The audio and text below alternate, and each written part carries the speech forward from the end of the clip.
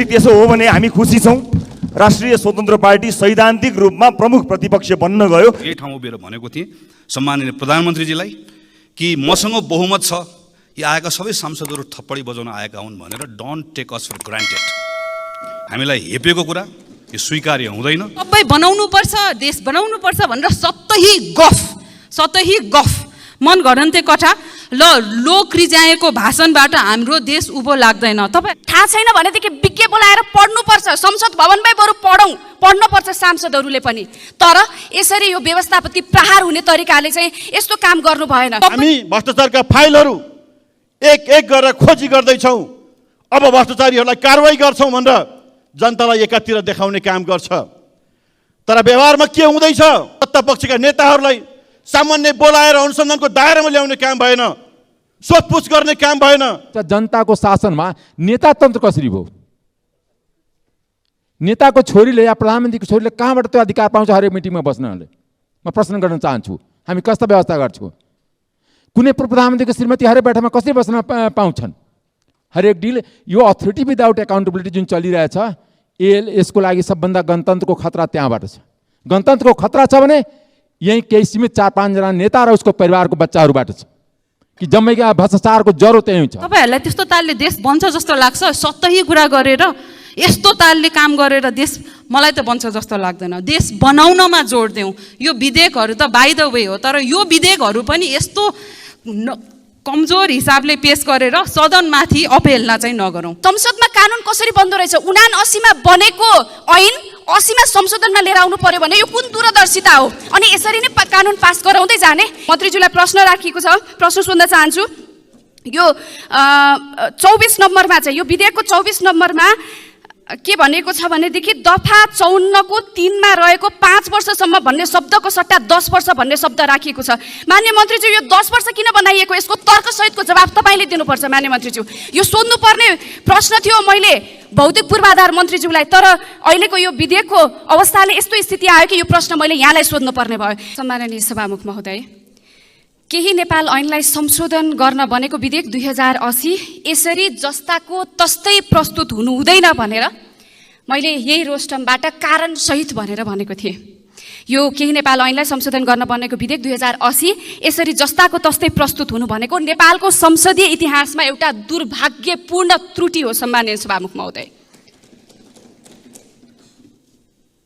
हिजो यो रोस्टमबाट मात्रै होइन, अनौपचारिक तरिकाले माननीय कानुन मन्त्रीज्यूसँग र वरिष्ठ नेताहरू जो अहिले प्रतिनिधि सभाका सदस्य पनि हुनुहुन्छ उहाँहरूसँग, विभिन्न प्रमुख सचेतकज्यूहरूसँग, सरकारका विभिन्न प्रतिनिधित्व गर्नुहुने साथीहरूसँग हामीले यो विषय पटक पटक अनौपचारिक तरिकाले यो व्यवस्थाप्रतिको प्रहार हुन्छ, यो यसरी प्रस्तुत नगरौँ है भनेर पटक पटक अनौपचारिक छलफलहरू पनि गऱ्यौँ। तर त्यसको बावजुद आज यो यसरी प्रस्तुत भएको छ र विचार गरियोस् भनेर भनिएको छ, जसमा अघि साथीहरूले भनिसक्नुभयो, कसैले 79 भन्नुभएको छ, कसैले 80 भन्नुभएको छ। वास्तवमा हामीले यसलाई तलदेखि माथिसम्म हेऱ्यौँ भनेदेखि त्यहाँ 81 वटा ऐनहरू आकर्षित गरिएको छ।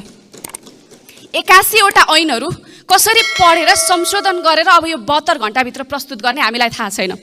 यसरी यो मन्त्रालय अनुसार त्यो विषयहरूलाई छुट्याएर विभिन्न मन्त्रीज्यूहरूले अलग अलग प्रस्तुत गर्नुपर्नेमा एकै ठाउँमा खिचडी बनाएर चाहिँ प्रस्तुत गरेको छ। के सरकारलाई थाहा छैन यो केही नेपाल ऐनलाई संशोधन गर्न बनेको विधेयकमा कस्ता कस्ता कानुन लिएर आउने, कस्ता कस्ता मस्यौदाहरू राख्ने भनेर सरकारलाई थाहा छैन? थाहा छैन भनेदेखि विज्ञ बोलाएर पढ्नुपर्छ, संसद भवनमै बरु पढ्नुपर्छ सांसदहरूले पनि। तर यसरी यो व्यवस्थापति प्रहार हुने तरिकाले चाहिँ यस्तो काम गर्नु भएन। किनभनेदेखि यो व्यवस्थालाई सुधार गर्नको लागि हामी लागेनौँ भनेदेखि यही व्यवस्थामा टेकेर, यही नजिरमा टेकेर आगामी कतिवटा सरकारहरू बन्नुपर्छ, आगामी कतिवटा संसदहरू हाम्रा नजिरहरूलाई हेरेर चल्नुपर्छ।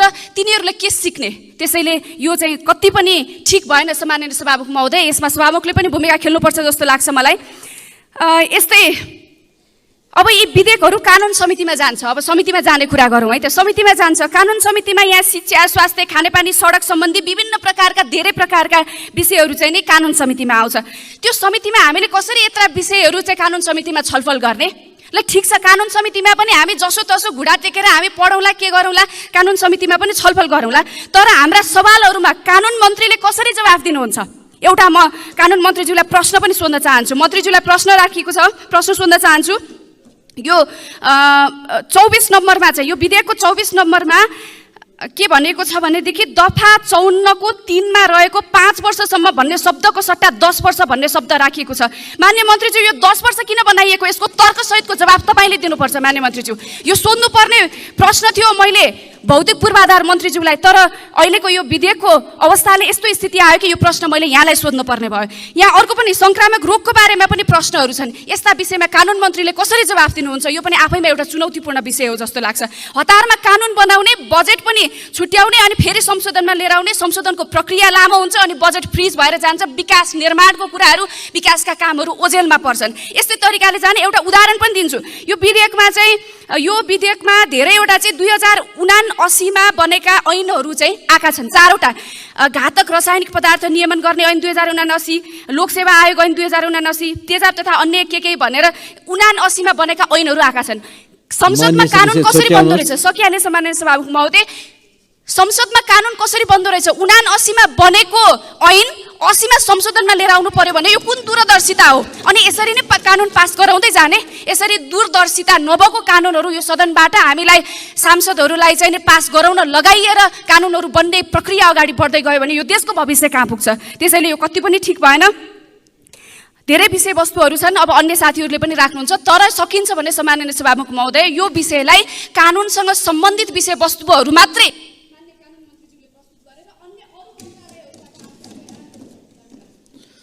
माननीय सदस्य श्री गगन कुमार थापा, त्यसपछि माननीय सदस्य श्री हितराज पाण्डे। सम्माननीय सभामुख महोदय, एउटा भिन्न विषयबाट क्षमासहित सुरु गर्न चाहन्छु, किनकि जीवन रक्षाको सवाल छ। सुलभ चापागाई लगायत विद्यार्थी साथीहरू आमरण अनसन बसिराख्नु भएको छ। स्वास्थ्य तलमाथि भयो भने सरकारले यसको मूल्य चुकाउन सक्दैन, सरकारको यसमा हेक्का पुगोस्। कहिलेकाहीँ एकरूपता ल्याउनको लागि केही नेपाल ऐन संशोधन भनेर गणतन्त्र आइसकेपछि हामीले थुप्रै कानुनहरू एकैपटक संशोधन गर्न थाल्यौँ। 2074 सालको सरकारले, नेकपाको सरकारले यसको चरम दुरुपयोग गर्यो। यो नेपाल ट्रस्ट ऐन कानुन त्यहीँ छिराएर ल्याइएको। त्यो बेलामा हामीले संसदभित्र र माननीय कानुन मन्त्रीलाई म सम्झाउँछु, माननीय कानुन मन्त्रीले संसद बाहिर जमेर यसको विरोध गर्नुभएको थियो। त्यो बेलामा गलत, अहिले सही हुन्छ। यो विधिशास्त्रको मान्यताको खिलाफ हो। यस्तरी ऐन ल्याउनु भनेको हिजो पनि त्यो संसदलाई हेपेको हो, आज पनि संसदलाई हेपेको हो। किनकि संसदीय व्यवस्थामा सरकारलाई के लाग्छ भने मसँग बहुमत छ, मैले जे ल्याए पनि पारित हुन्छ भन्ने लाग्छ। यो हामीलाई हेपेको। हामी हेपिने कि नहेपिने यो पटक देखाउनु पर्नेछ। यो विधेयकमा मुलुकी फौजदारी संहिताको संशोधन मार्फत जघन्य अपराधमा संलग्नलाई जोगाउने गरी जुन प्रावधान ल्याएको छ, नेपाली कांग्रेसको तर्फबाट म प्रष्ट भन्न चाहन्छु, राजनीतिक अपराधीकरण र अपराधको राजनीतिकीकरणको व्यवस्था हामीलाई स्वीकार्य छैन। र मान्य कानुन मन्त्रीले मेरो आग्रह पनि छ, 2074 पछि बनेको सरकारले लेखेको ड्राफ्ट हो यो, यसको भारी नबोक्नुहोस्, यसलाई बिसाउनुहोस्, यसलाई हटाउनुहोस्। वातावरण संरक्षण ऐनमा मन्त्रालयले स्वीकृत गर्ने EIA को प्रावधान मन्त्रालयले स्वीकृत गर्नुपर्छ। अहिले विभागबाट गर्ने भनेर ल्याइएको छ, मन्त्रालयले मान्दैन, यो वातावरणविदले मान्दैन। यो कसको इसारामा ल्याइएको, कसको सेवा गर्न ल्याइएको यो? EIA अन्तर्राष्ट्रिय दस्तावेज पनि हो यो, किनकि हामी जैविक महासन्धिको त्यसको पार्टी छौँ। यो नीतिगत दस्तावेज पनि हो। यो विभागले स्वीकृत गर्न मिल्छ? के को आधारमा ल्याइएको? राजस्व चुहावट ऐनमा हिजो जिल्ला अदालतबाट माथि अदालतमा ल्याइयो, आज माथिल्लो अदालतबाट तल्लो अदालतमा सारियो। वैदेशिक रोजगार बोर्डमा निमित्त कार्यकारीको अवधि अनन्तकालसम्म लम्ब्याउन मिल्ने गरिकन घुसाइएको छ। यो घुसाउने विधेयक हो। यो जुन जुन मन्त्रालयलाई जे गर्नुपर्ने छ त्यो साबिकको बाटोबाट आयो भने पारित हुँदैन, अनि यसरी घुसाउने।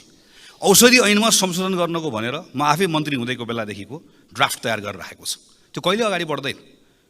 कोसिस गरियो, त्यस काम गर्दा गर्दै छोडेर आउनु पर्यो, पछाडि कहिले आएन। अहिले यो दुईटा प्रावधान यहाँ घुसाइएको छ।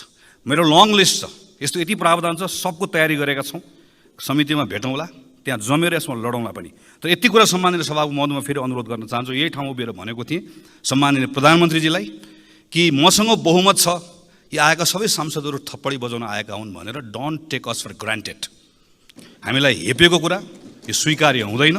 यो विधेयकमाथि यति धेरै प्रश्नहरू छन्, र यो विधेयक मात्र होइन, जसरी संसदलाई जुन ढङ्गले व्यवहार गरिएको छ, सांसदलाई जसरी व्यवहार गरिएको छ, जे गरे पनि हुन्छ भन्ने ठानिएको छ। सम्माननीय प्रधानमन्त्रीजी, अब नयाँ ढङ्गले कुराहरूको सामना गर्न तयार हुनुहोला। धन्यवाद।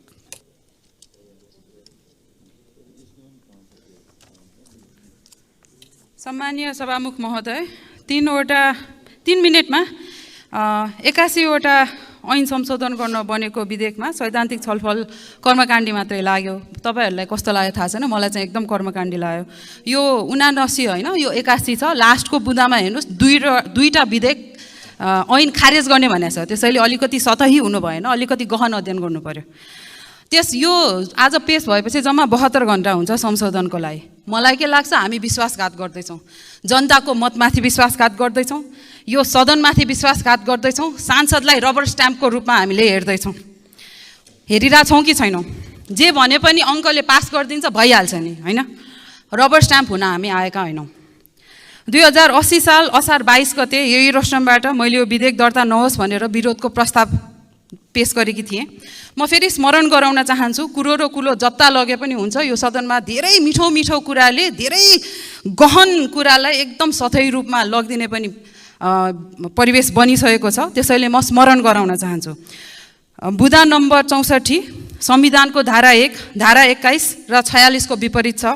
सर्वोच्चको नजिर विपरीत छ, निर्णय नम्बर 8013 र अन्तर्राष्ट्रिय सन्धिहरू विपरीत पनि छ। यो 81वटा ऐन संशोधन गर्दा गर्दै म केही तपाईँहरूलाई डिस्क्रिप्टिभ स्ट्याटिस्टिक्स पनि दिन्छु। मैले यसको वर्गीकरण गरेको छु के यो शिक्षामा चाहिँ कतिवटा ऐन संशोधन गर्न ल्याएर रहेछ। शिक्षामा 20वटा रहेछ, स्वास्थ्यमा 2टा रहेछ, संवैधानिक आयोगमा 5वटा, श्रम कानुनमा 6वटा, वातावरण कानुनमा 7वटा। त्यसै गरी यसले नछोएको कुन ऐन छ, कुन मन्त्रालय छ? प्रहरी, यातायात, अर्थ, प्रशासन, सम्पत्ति, पर्यटन, ऊर्जा, अन्तर्राष्ट्रिय सम्बन्ध, मिडिया, उद्योग, कारोबार, न्यायालय, प्रविधि, बजार नियमन, सामाजिक सुरक्षा, पञ्जीकरण र बिमा क्षेत्रहरूमा पनि यो विधेयकले छुने रहेछ। कसरी भ्याउने? यही रोस्टमबाट प्रधानमन्त्रीज्यूले बजेटको बेला मन्त्रालयहरूबीच समन्वय कमजोर भएको स्वीकार गर्नुभएको थियो। तर त्यही कमजोरीलाई यो विधेयकमा हतियार बनाइएको छ। एक आपसमा समन्वय हुन नसकेको अवस्थामा धेरै क्षेत्रका कानुनलाई मिसमास गरेर गन्जागोल पारेर बिचमा सुटुक्क छिराएको हो यो बुँदा 64। कानुनी रूपमा मात्र होइन, देशको व्यवस्थाकै नयाँ परिभाषा हुन सक्ने, राजनीतिलाई नै नयाँ दृष्टिकोणबाट हेर्न बाध्य बनाएर दूरगामी असर पार्न सक्ने बुँदालाई बिचमा छुटुक्क छिराइएको छ। नलेज बेस इकोनोमी भनेर खुब बजेट तथा नीति तथा कार्यक्रममा भाषण गरेको सुन्यो। अहिले भर्खर विदेशमा नेपाली डाक्टरलाई 8 लाखदेखि 13 लाखको जागिरको लागि पर मन्थ स्यालेरी खोल्या छ। त्यसमा त हामीलाई चिन्ता नरहेछ। यो सतही रूपमा यो कर्मचारीले ल्याएको हो कि विधायिकाले ल्याएको विधेयक हो? यसमा प्रश्न चिन्ह उठिसक्यो। हाम्रो कमन एजेन्डा खै, कमन मिनिमम प्रोग्राम खै, कता गयो? सबै बनाउनुपर्छ, देश बनाउनुपर्छ भनेर सतही गफ मन घडन्ते कथा ल लोक रिजाएको भाषणबाट हाम्रो देश उभो लाग्दैन। तपाईँहरूलाई त्यस्तो तालले देश बन्छ जस्तो लाग्छ? सतही कुरा गरेर यस्तो तालले काम गरेर देश मलाई त बन्छ जस्तो लाग्दैन। देश बनाउनमा जोड देऊ। यो विधेयकहरू त बाइ द वे हो, तर यो विधेयकहरू पनि यस्तो कमजोर हिसाबले पेश गरेर सदनमाथि अपेल्न चाहिँ नगरौँ। धन्यवाद। मान्य सदस्य श्री रन्जु कुमारी झा, त्यसपछि मान्य सदस्य प्रेम सुवाल।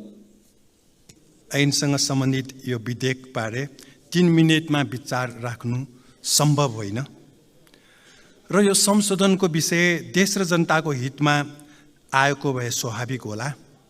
तर अस्वाभाविक ढङ्गले संविधान घोषणा भए लगतै 2-3 हप्तामा संशोधन भयो।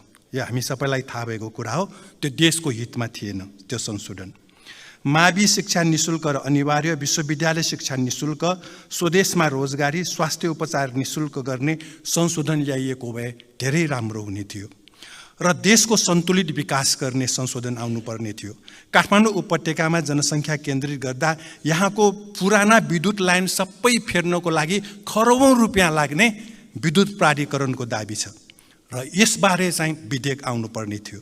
पूर्वाधार भएको खोप विश्वविद्यालयको विधेयक पारित गर्न सरकारले किन विलम्ब गर्दैछ र पूर्वाधारै नभएका विधेयकहरू विश्वविद्यालयको विधेयक किन ल्याइँदैछ र साथसाथै विधेयकको दफा 64मा फौजदारी अभियोग अन्तर्गत पर्ने जस्तो सुकै मुद्दा राजनीतिक आवरणमा फिर्ता लिने विषय यो आपत्तिकै विषय हो र साथसाथै बिमाको नाउँमा ठगी भइरहेको छ।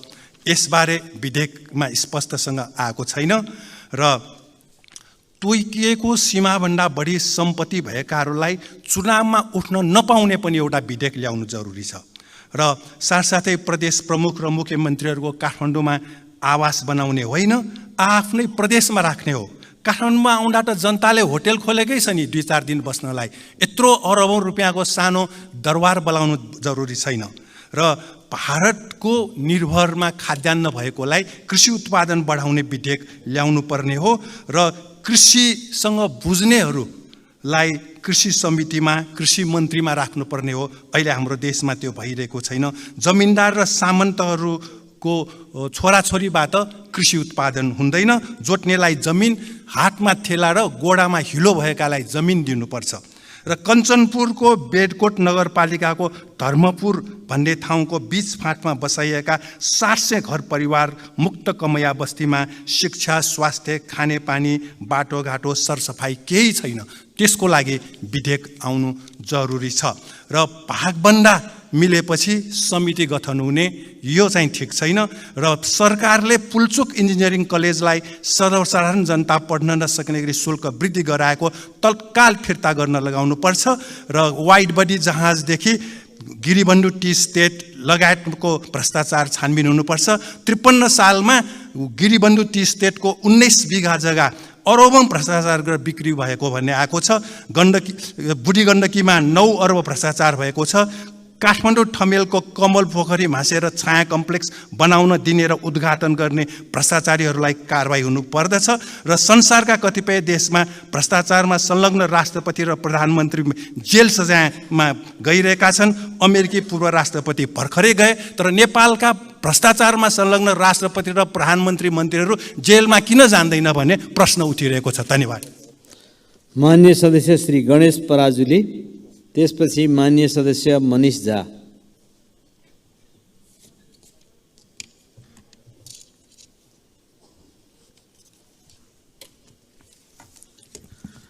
सम्माननीय सभामुख महोदय, समय उपलब्ध गराउनु भएकोमा विशेष धन्यवाद।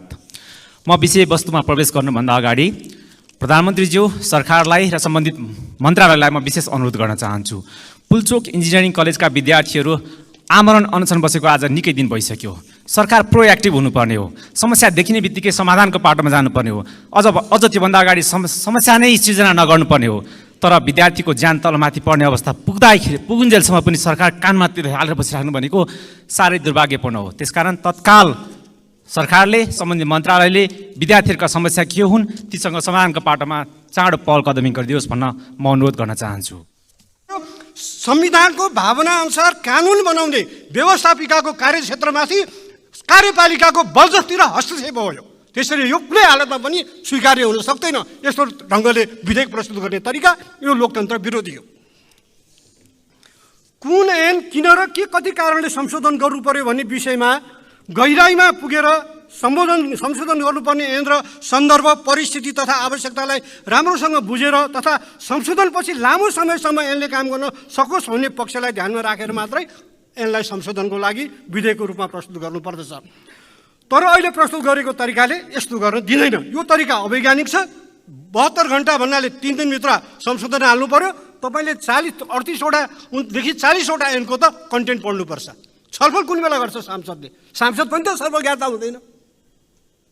अनि कुन ऐनको कुन सन्दर्भमा चाहिँ त्यो संशोधन आएको? 2-3 मिनट समय पाउँ सभामुख महोदय, यो अत्यन्त ज्वलन्त विषय हो। यसले हाम्रो संसदको प्रभावकारितालाई चाहिँ प्रभावित गर्छ। आफूले संशोधन गरेको ऐनले के प्रभाव पार्छ भन्ने कुरो नै सांसदले राम्ररी समाजमा क्लियरिफिकेसन दिन सकेन भने उसले ढुक्क भएर ऐन कसरी बनाउँछ? उसले त हाम्रो निस्केपछि आएको थियो पास गर्यो मात्र भनेर त छुट्टी पाउँदैन। त्यसैले यो ऐन प्रस्तुत गर्ने तरिकालाई यसरी प्रस्तुत गर्नु दिनु हुँदैन। भिन्न भिन्न विषयका ऐनहरूलाई सन्दर्भ र पर्याप्त कारण तथा व्याख्या बिना एउटै डालोमा हालेर एकैपल्ट संशोधनका लागि यसरी विधेयक प्रस्तुत गर्ने तरिका अवैज्ञानिक छ, अलोकतान्त्रिक छ। आइन्दा यस्तो तरिकाले संशोधनका लागि विधेयक प्रस्तुत गरिनु हुँदैन। यो प्रस्तुतिको तरिकाले हामी सांसदलाई आफ्नो कर्तव्य निर्वाह गर्न, विषयवस्तुको गहिराइमा पुगेर अध्ययन र छलफल गर्न कठिनाइ उत्पन्न गरेको छ। यो संसद र सांसदहरूको विशेषाधिकार र कार्य सम्पादनमा बाधा उत्पन्न गर्ने तरिका हो। त्यसैले गराउने तथा संसदको प्रभावकारिता र जिम्मेदारीलाई समेत कमजोर बनाउने कार्यशैली हो। त्यसैले आइन्दा यसो नगर्न सरकारलाई संसदको तर्फबाट स्पष्ट रूपमा फुल हाउसमा हुनसक्छ अथवा कुन तरिकाले हुन्छ सभामुखज्यूले एकदम सजग बनाउनु जरुरी छ। आइन्दा यस्तो तरिकाले विधेयकहरूमा संशोधन आउँछ भने त्यो विधेयकहरूमाथि छलफल हुँदैन यो संसदमा। संसदको विशेषाधिकारमाथि कार्यपालिकाले आफ्नो सजिलोको लागि हस्तक्षेप गर्न पाइँदैन। यो संविधान र माने हाम्रो संसद नियमावलीको विपरीत छ। त्यसैले विधेयक आउँदाखेरि यो जुनसुकै सरकारले विधेयक ल्याए पनि यो उत्तरदायित्वपूर्ण ढङ्गले आउनुपर्छ। यहाँ बनेन छ, बनेल जलस्रोत उत्पादनसँग जलस्रोतको योजनासँग जोडिन्छ। सारा अहिले त्यस सम्बन्धी आएका आर्टिकलहरू यो संशोधन पारित हुने भने जलस्रोत ऊर्जाको उत्पादन झन् पछि धकेलिन्छ। यो विधेयकको दफा 64 को विषयमा त अहिले मभन्दा अगाडि बोल्दै सकिन्छ, त्यो फौजदारी अभियोग सम्बन्धी त बोलिसक्नुभयो। यस्ता गम्भीर विधेयकहरूलाई स्वाट छिराएर पास गर्न खोज्ने यो तानाशाही, अलोकतान्त्रिक र गैर जिम्मेवार तरिका हो। त्यसैले यस्तो विधेयक प्रस्तुत गर्ने तरिकालाई स्वीकार्न सकिँदैन। सम्भव हुन्छ यसलाई जस्ताको तस्तै फिर्ता गरौँ र सम्बन्धित तरिकाले संशोधन गरेर ल्याऊ भन्नु सकिँदैन भने पनि आइन्दा यस्तो नहुने कुराको ग्यारेन्टी हुनुपर्छ। यस विषयमा म चाहिँ सभामुख महोदयको, सभामुखज्यूको पनि विशेष भूमिका चाहन्छु। धन्यवाद। अदालत ब्याग भएन भने यस्ता अदालतमा त्यस्ता फैसला र त्यस्ता आदेश गर्ने अदालतका न्यायाधीशहरूलाई पनि महाअभियोगमा लाउनुपर्छ, महाभियोगबाट हटाइनुपर्छ। देशलाई एउटा शक्ति पृथक्तीकरणको सिद्धान्तलाई लापरवाही गरेर आफू खुसी गर्ने अदालतका न्यायाधीशहरू फेरि पनि सट्टा पट्टा गरेर त्यो गिरीबन्धुहरूलाई जग्गा दिएर त्यहाँ तस्करी गर्ने, जग्गा तस्करीको अवस्था सिर्जना गर्ने कसले कहाँनिर गरेको छ त्यो फाइल कहिले खुल्छ? सरकारले हामीलाई जवाब दिनु पर्यो। सरकार अहिले यहाँ यो मुलुकमा सुशासन दिन होइन, आज 310 जना भन्दा बढीहरूलाई किर्तेमा मुद्दा दर्ता गराएर अब ललिता निवासमा सबै मान्छेलाई एकैचोटि उन्मुक्ति दिने यस्तो अन्यलको स्थिति सिर्जना गर्दैछ। कि मैले राजनीति शास्त्रमा पढेका थिएँ कि राजतन्त्रमा राजाको छोरा छोरी जन्मिने बित्तिकै युवराज युवराज्ञी हुन्छ, राजासँग बिहे हुने बित्तिकै बडा महारानी हुन्छन्। तर अहिलेको लोकतन्त्रमा नेताको छोराछोरी युवराज युवराज्ञी, नेताको श्रीमती प्रधानमन्त्री यदि छ भने महारानी, छोरी छ भने यो कुन संविधानको तहत चलिरहेछ? कि छोराछोरीको जुन कारणले कि कहीँ हामी पहिला जसरी बहुदलले गयो नेताको 51 देखि 56 को घटनाको कारणले, खालि माओवादी जनयुद्धको कारणले मात्र गएको होइन, विभिन्न विकृति विसङ्गति अनि ब्याङ्कक सांसद पठाउनेदेखि लिएर पजेरो काण्डदेखि प्राडो काण्डदेखि लिएर विभिन्न विकृतिले गएको के गणतन्त्र पनि हामी के खेलेर फाल्न लागेको हो?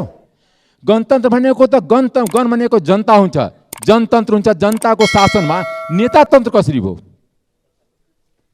नेताको छोरीले या प्रधानमन्त्रीको छोरीले कहाँबाट त्यो अधिकार पाउँछ हरेक मिटिङमा बस्नले? म प्रश्न गर्न चाहन्छु, हामी कस्ता व्यवस्था गर्छौँ? कुनै प्रधानमन्त्रीको श्रीमती हरेक बैठकमा कसरी बस्न पाउँछन्? हरेक डिल यो अथोरिटी विदाउट एकाउन्टेबिलिटी जुन चलिरहेछ यसको लागि सबभन्दा गणतन्त्रको खतरा त्यहाँबाट छ। गणतन्त्रको खतरा छ भने यही केही सीमित 4-5 जना नेता र उसको परिवारको बच्चाहरूबाट छ कि जम्मै भ्रष्टाचारको जरो त्यही हुन्छ। दोस्रो कुरामा विषयमा आउन चाहन्छु सभामुख महोदय, कुनै पनि भ्रष्टाचार काण्ड अन्तिम टुङ्गोमा किन पुगेन? म प्रश्न गर्न चाहन्छु सभामुख मार्फत सरकारको प्रधानमन्त्री मन्त्रीहरूसँग, चाहे त्यो ललिता निवास होस्, चाहे भुटानी शरणार्थी काण्ड होस्, चाहे सुन काण्ड होस्, किन अन्तिमसम्म पुग्दैन? किन कसैलाई कोर्टले आदेश गरे पनि त्यसलाई कारबाही गरिँदैन? किन त्यत्रो सिआइबीले रिपोर्ट बनाउँदाखेरि त्यसलाई बयानको लागि बोलाउँदैन? के सरकारको संयन्त्र कठपुतली हो? केही सीमित नेताको कठपुतली हो? हामी यहाँ आएर बोल्ने र नेताहरूले त्यसलाई आफ्नो अधीनको संस्था बनाउने, यसबाट लोकतन्त्रको खतरा छ। लोकतन्त्र आज विदेशीको जुन तरिकाले हस्तक्षेप नेपालमा भइरहेछ, नेपालको इतिहासमा पहिलोचोटि यति हस्तक्षेप भइरहेछ। यति कमजोर सरकार नेपालमा मैले देखेको थिएन। मेरो जति उम्र छ यहाँको नेपालको अध्ययन गर्दाखेरि नेपालको सरकारहरूले सबभन्दा वैदेशिक हस्तक्षेपको निमन्त्रणकर्ता हुन् र यहाँ जातीय र धार्मिक द्वन्द्व गराउन खोज्दैछ सरकारको सहभागितामा, सरकारको सक्रियतामा। सरकारलाई म आह्वान आगाह गर्न चाहन्छु कि तपाईँले जुन गणतन्त्रको ध्वजी उडाइराख्नु भएको छ, गणतन्त्रलाई नेतातन्त्रको रूपमा परिवारतन्त्रमा बदल्नु भएको छ र त्यति होइन, विदेशीको इसारामा तपाईँ जाति र धार्मिक युद्ध गराउन खोज्दै हुनुहुन्छ। यसले नेपालको दुर्भाग्य निम्ताउँछ, नेपालीको दुर्भाग्य निम्ताउँछ। हामी नेपाल र नेपालीको लागि चिन्तित छौँ, यो सरकारको लागि चिन्तित छैन, नेताको लागि चिन्तित छैन। नेताहरूको त 6 महिना सालभरमा आफै थाहा हुन्छ कस्तो स्थिति हुन्छ। तर अहिले जुन परिवारतन्त्र चलिरहेछ, जुन भ्रष्टाचार तन्त्र चलिरहेछ, मेरो प्रश्न छ कि पोखरा एयरपोर्ट, एक मिनटमा रिक्वेस्ट गर्न चाहे सहयोग महोदय, पोखरा एयरपोर्टको कारवाही हुन्छ कि हुँदैन? यति यिनीहरू सबैको हुन्छ कि हुँदैन? वाइड बडीको कारवाही हुन्छ कि हुँदैन? भ्रष्टाचार कम्तीमा यो भ्रष्टाचारको जुन विभिन्न जालो छ, जो सबदलीय भ्रष्टाचारको रूपमा भएछ। सम्माननीय सभामुख महोदय, पछिल्लो समय सम्माननीय प्रधानमन्त्रीज्यूले जुन प्रकारले अभिव्यक्तिहरू दिनुभएको छ, म जातीय राज्यको पक्षमा छु, तपाईहरू जाग्नुहोस्, उठ्नुहोस्, तपाईहरूले मलाई बल दिनुपर्ने बेला आएको छ, बल दिनुहोस्, म यो मुलुकमा जातीय राज्य स्थापित गर्छु, हाम्रो पार्टीलाई बहुमत दिनुहोस्, म यो देशमा जातीय राज्य स्थापित गराइ छाड्छु जस्ता अभिव्यक्तिहरू निरन्तर रूपमा दिँदै आउनुभएको छ। यो असंवैधानिक त यो अभिव्यक्ति छँदैछ।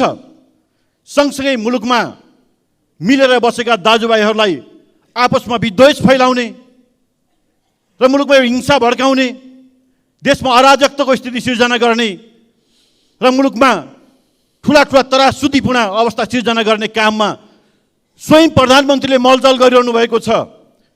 देशको प्रधानमन्त्री जस्तो जिम्मेवारीमा बसेको व्यक्ति यसरी आपसी दाजुभाइहरूका बीचमा विद्वेष र घृणा फैलाउने काम यो कुनै पनि हालतमा स्वीकार्य छैन। सभामुख महोदय, हामी यसमा गम्भीरतापूर्वक हामी आपत्ति व्यक्त गर्न चाहन्छौँ र यो भनाइलाई निन्दा पनि गर्न चाहन्छु। सभामुख महोदय, सम्माननीय सभामुख महोदय, आज मुलुकमा सुशासन दिँदैछौँ भनेर सरकारले गुट्टी हाँकिरहेको छ। हामी भ्रष्टाचारका फाइलहरू एक एक गरेर खोजी गर्दैछौँ, अब भ्रष्टाचारीहरूलाई कारवाही गर्छौँ भनेर जनतालाई एकातिर देखाउने काम गर्छ। तर व्यवहारमा के हुँदैछ? व्यवहारमा आज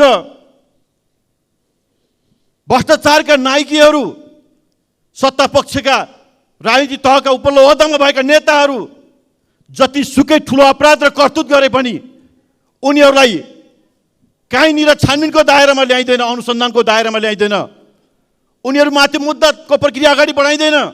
त्यस्ताहरूलाई उन्मुक्ति दिने काम भइरहेको छ। हामीले देखेका छौँ जुन पछिल्लो समय सुन तस्करी भयो, सुन तस्करीमा संलग्न भएका राजनीतिक तहका नेताहरू, सत्ता पक्षका नेताहरूलाई सामान्य बोलाएर अनुसन्धानको दायरामा ल्याउने काम भएन, सोधपुछ गर्ने काम भएन। अनि सत्ता पक्षका नेता भएपछि जति सुटो अपराध गर्न पनि छुट हुने, जस्तो ठुलै तस्करी गर्न पनि छुट हुने, अनि अरू सामान्य मान्छेलाई भरिहालेर लगेर मुद्दा चलाएर जेलमा पठाउँदा यो देशमा सुशासन हुन्छ भन्ने कुरा कुनै पनि हालतमा स्वीकार्य छैन। सभामुख महोदय, आज माछा देखे दुलाभित्र हात, सर्प देखे दुला बाहिर हात। सत्ता पक्षको नेताहरू भेटियो भने उनीहरूलाई छोडिदिनु पर्ने, अनि सामान्य नागरिक भयो भने उनीहरू जेल पठाउने गरी मुद्दा चलाउनु पर्ने। यो लोकतन्त्र यही हो, यही हो सुशासन, यही हो विधिको शासन, यही हो कानुनी राज्य। सभामुख महोदय, आज देशको अवस्था यस्तो विकराल बन्दैछ, यसतर्फ सिङ्गो सदनको म ध्यान आकर्षण गर्न चाहन्छु। सम्माननीय सभामुख महोदय, अहिले पछिल्लो पटक भएका तस्करीहरू, व्याप्त भ्रष्टाचारले आम जनतामा निराशा बढेको छ।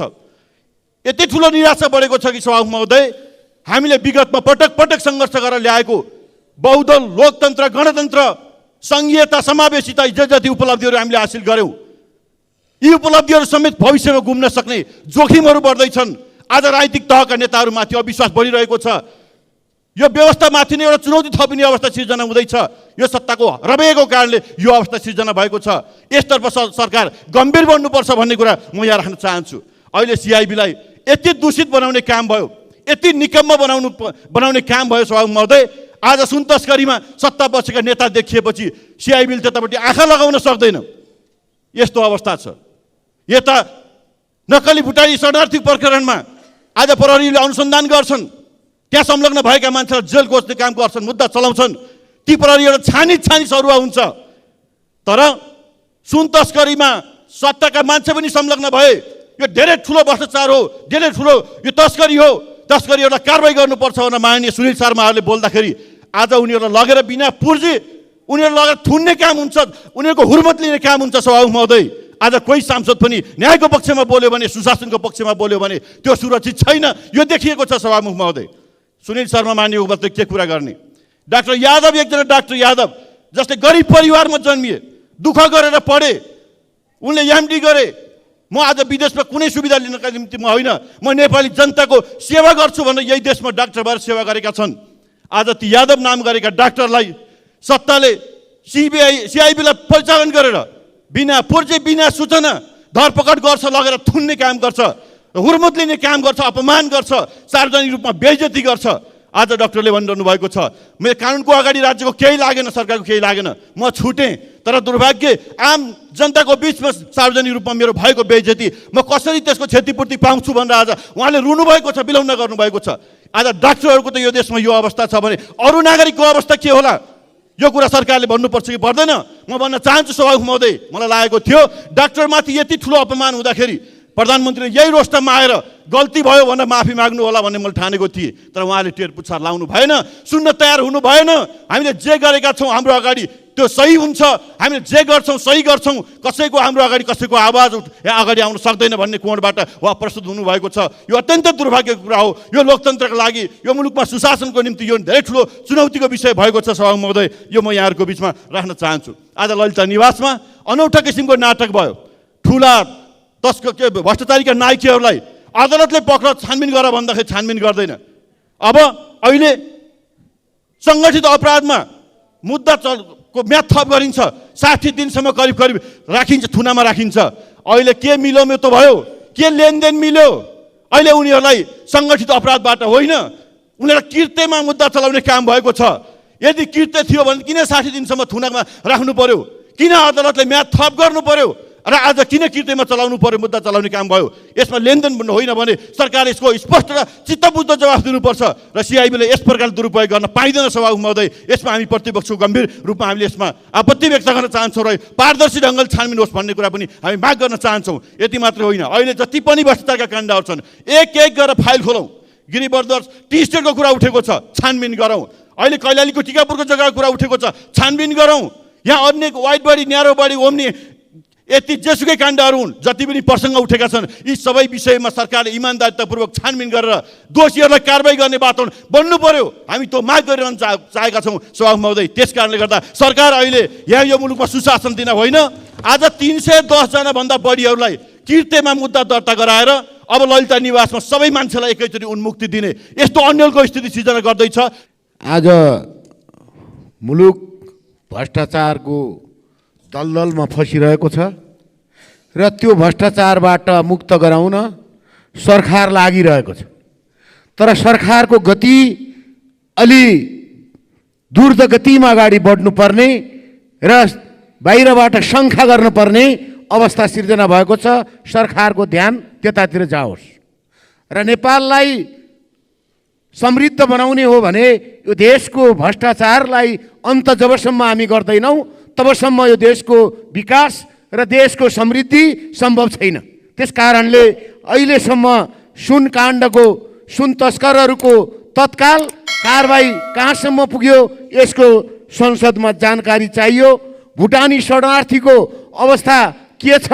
तत्काल मानव तस्कर गर्नेहरूमाथि पनि कारबाही तत्काल गरिनु पर्यो। को मान्छे छ भन्ने होइन, को यो देशलाई बदनाम गर्ने छ त्यसलाई कारबाही गर्न पर्यो। म सरकारसँग यी चलिरहेका कुरा र आउँदा दिनमा जुन देशको खरबौँ रकम भ्रष्टाचार भएको छ, यो मुलुकलाई यो भ्रष्टाचार नियन्त्रण गरेर साँच्चैकै भ्रष्टाचारीलाई तह लगाउने हो भने यो देशको अवस्था आर्थिक मन्दीमा जाने छैन।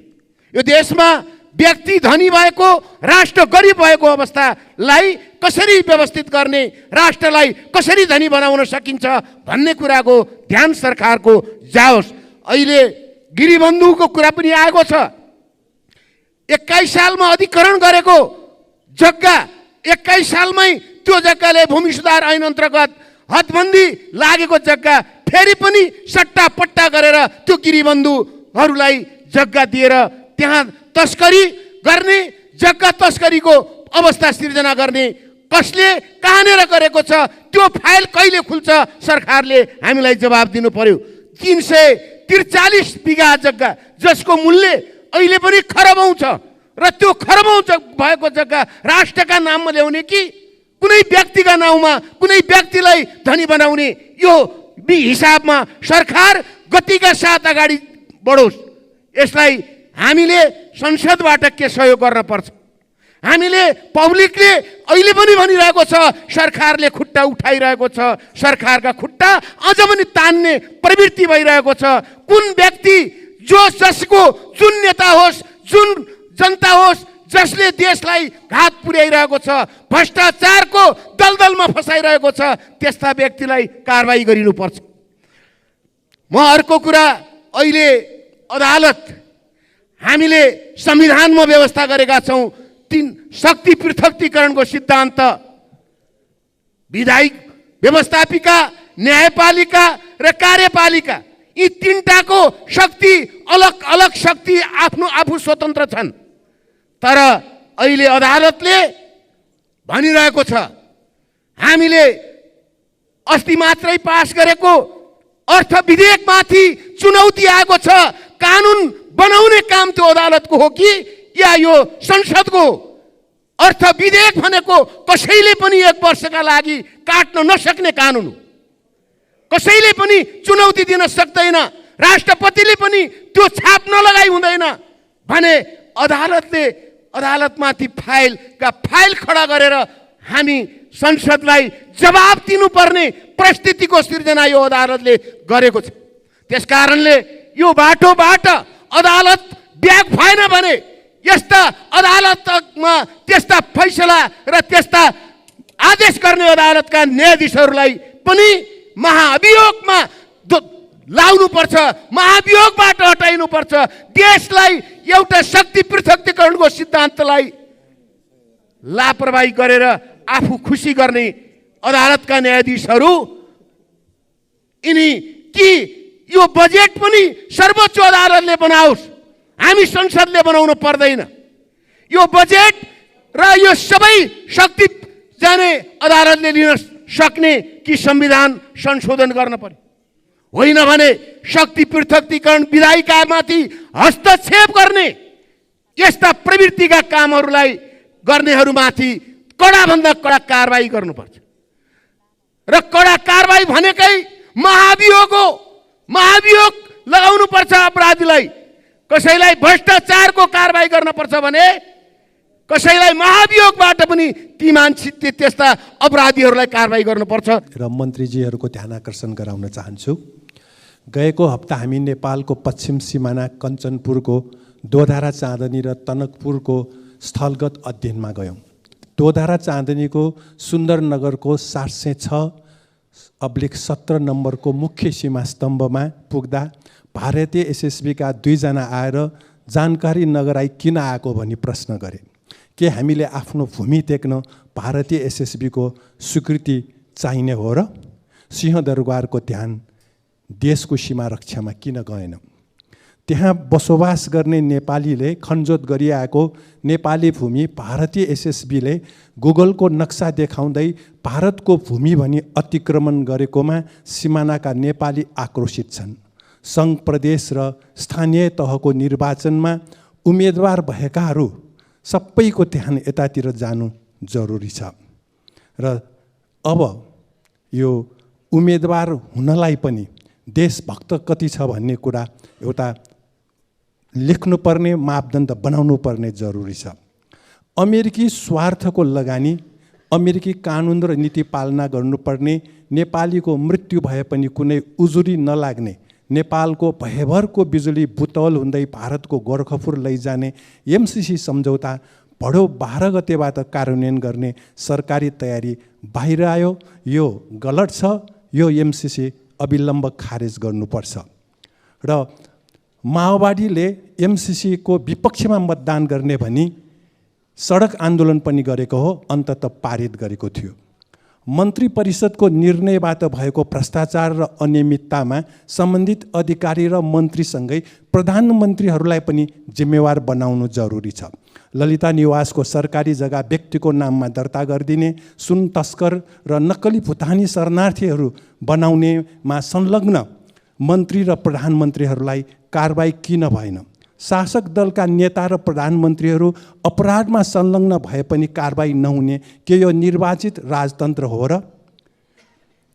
सम्माननीय सभामुख महोदय, यसपालि फेरि साउनको 28 र 29 गते पश्चिम नेपालको बर्दियामा ठुलो बाढी आयो। बबई नदीले 3 जना मान्छेहरूलाई डुबायो। महेश चौधरी, अक्षय चौधरी, बालकृष्ण थारू, 27 वर्षको, 33 वर्षको र 30 वर्षका भाइहरूले अनाहकमा ज्यान गुमाउनु पर्यो।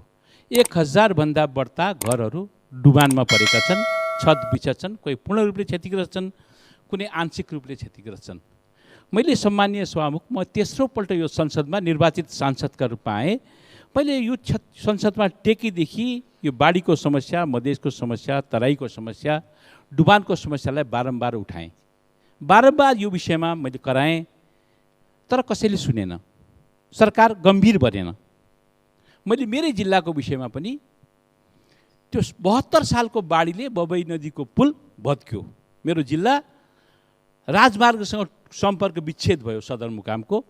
मैले बारम्बार त्यो कुराहरू उठाएँ, बारम्बार भने, तर जिम्मेवार भएका सरकारहरूले कहिले पनि त्यो कुरा सुनेनन्।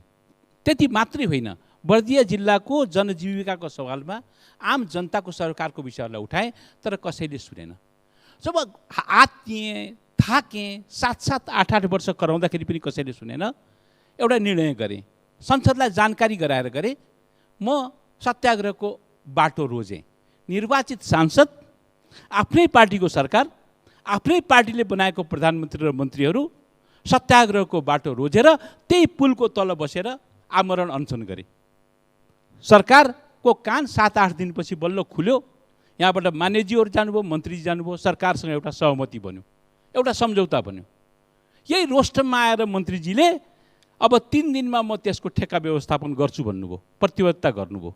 बर्दिया जिल्लाका तमाम समस्याहरूका विषयमा हँ गर्नुभयो। भुरी गाउँ तेलपानी सडक हँ गर्नुभयो। बबई सिँचाइ आयोजनाले हजारौँ बिघा जग्गामा सिँचाइको व्यवस्था गर्छ, त्यो सिँचाइ आयोजनाको सुनिश्चितताको लागि ग्यारेन्टी गर्नुभयो। अहिले पनि प्रधानमन्त्रीजीले भनेको कुरा सुन्दै थिएँ। रोस्टममा एउटा कुरा गर्नुहुन्छ, प्रतिबद्धता एउटा गर्नुहुन्छ, सांसदसँग कमिटमेन्ट एउटा गर्नुहुन्छ, सही अर्कोमा गराउनुहुन्छ। यो मजाको सामान्य सभामुख हुँदै म सत्याग्रहमा बसेको वैशाखको 30 गते, वैशाखको पहिलो हप्तामा 7 गते मसँग नेपाल सरकारले सहमति गर्यो। आज 4 महिना भयो। 4 महिना भयो, जुन समस्याहरू जहाँ थिए त्यो समस्याहरू थिए छन्। के गर्नु पर्यो सभामुख महोदय? मैले सुनेको थिएँ, म बर्दियामा सत्याग्रहमा बस्दा लगेर पुलिसले समातेर लगेर सुई दिएर अस्पतालमा राखे भइहाल्यो नि भन्नुहुन्थ्यो अरे ठुल्ठुलो नेताहरूले। सुनेको थिएँ मैले। के अब फेरि अर्को उपाय अवलम्बन गर्नु पर्यो?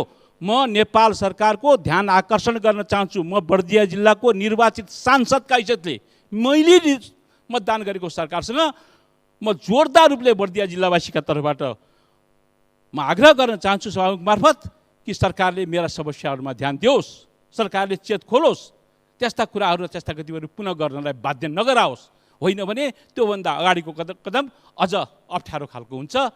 हामी विवश हुन्छौँ। सम्माननीय सभामुख महोदय, म अब केही कुराहरू राख्न चाहन्छु।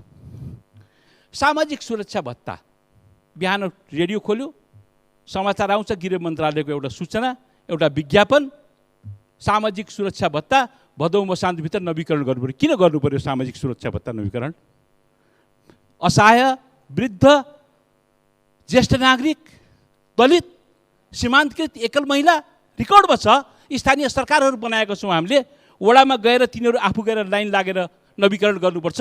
स्वतः त्यसलाई नवीकरण गर्ने व्यवस्था नेपाल सरकारले गरोस्। यो हास्यास्पद कुरा भएको छ। यसमा पनि कमिसन छ, यसमा पनि बदमासी छ। कहिले ब्याङ्क फेर्नुपर्ने, कहिले सूचना प्रकाशित गर्नुपर्ने, कहिले विज्ञापनमा कमिसन आउने।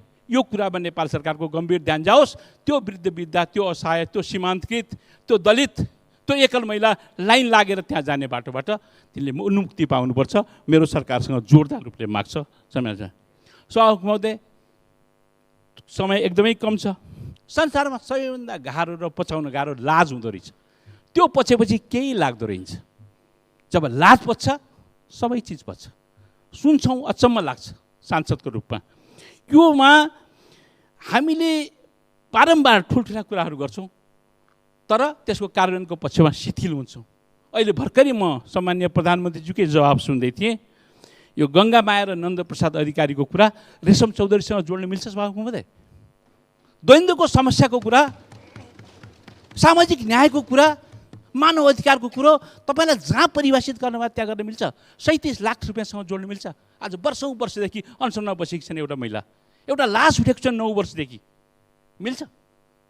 आफू खुसी व्याख्या गर्न मिल्छ? सेल्फ सेन्टर्ड एनालिसिस गर्न मिल्छ? मिल्छ भने मेरो भन्नु केही छ।